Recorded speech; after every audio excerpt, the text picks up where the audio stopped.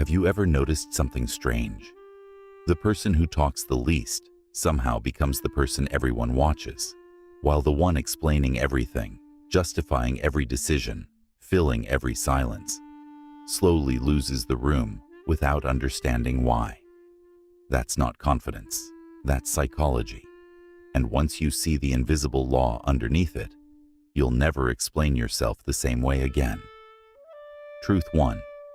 You explained yourself when you didn't have to, and lost the room before you finished the sentence.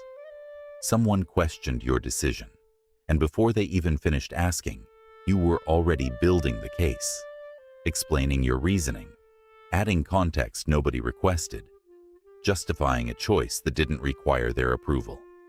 You thought explaining made you look confident. It made you look uncertain. Because here's what that moment communicated underneath the words. Their opinion had enough weight to make you defend yourself. And the second someone senses that, the second they feel you need them to understand, your position in the conversation quietly drops. Every unnecessary explanation is an application for approval. The moment you explain yourself to someone who didn't ask, you've placed them in the position of judge, and yourself in front of them as the defendant. The dangerous person answers with one sentence and goes quiet. Not because they're hiding something, because they never agreed that the question had authority over them. The person who explains themselves is answering questions. The person who doesn't becomes the question. Truth 2. You've felt the power of silence from the other side. Someone you respected said something. You responded. They didn't reply immediately. 3 seconds passed. 5. You started wondering if you'd said something wrong, so you added more, clarified, softened what you meant, gave them information you hadn't planned to share. They weren't playing a game.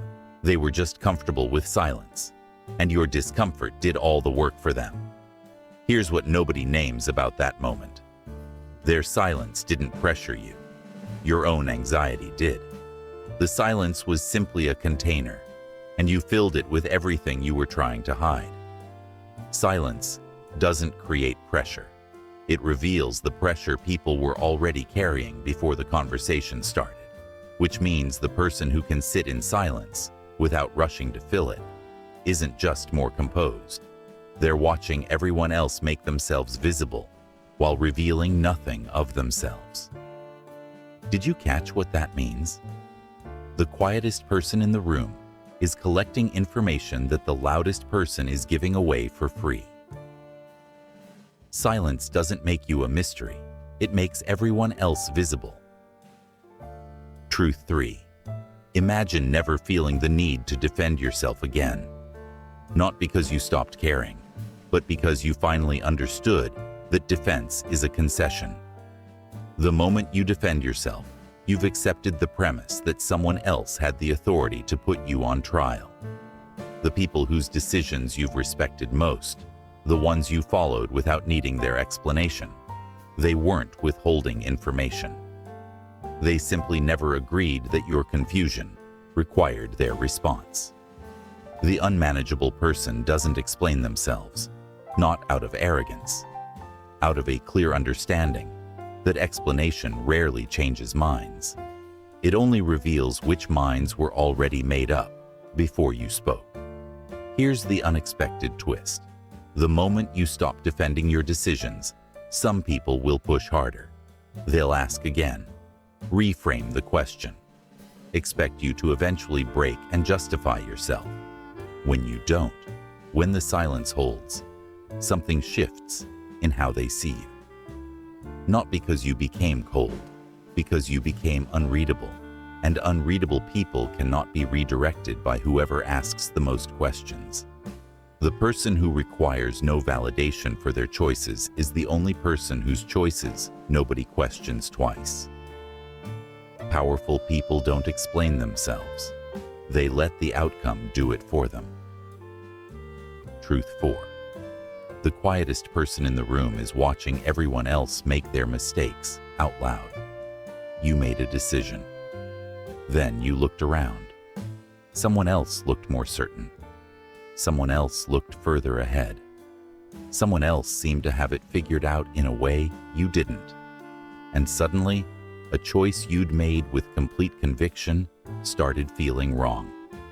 Not because new information arrived, but because the room made you doubt it. That's what noise does. It creates comparison, and comparison dissolves self-trust faster than any actual failure ever could. Now think about the person who wasn't looking around, who made the decision, turned back to their work, and stayed in their own lane, regardless of what everyone else's lane looked like. Noise is data. The person who produces less of it controls more of the conversation than anyone who dominated it. But here's the part most people miss.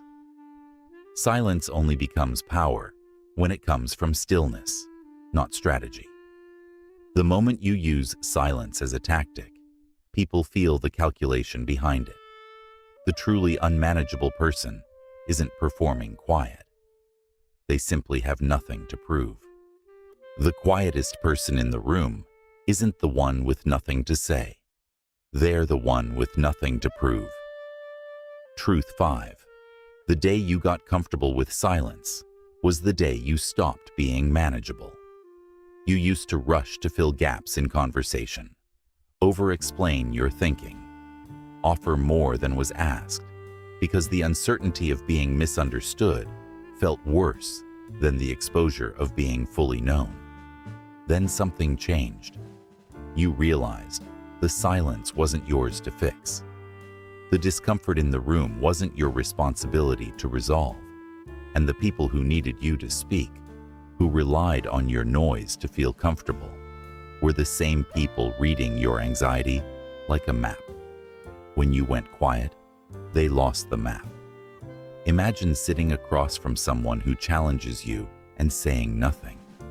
Not because you have no answer, because you've already decided your answer isn't owed to them.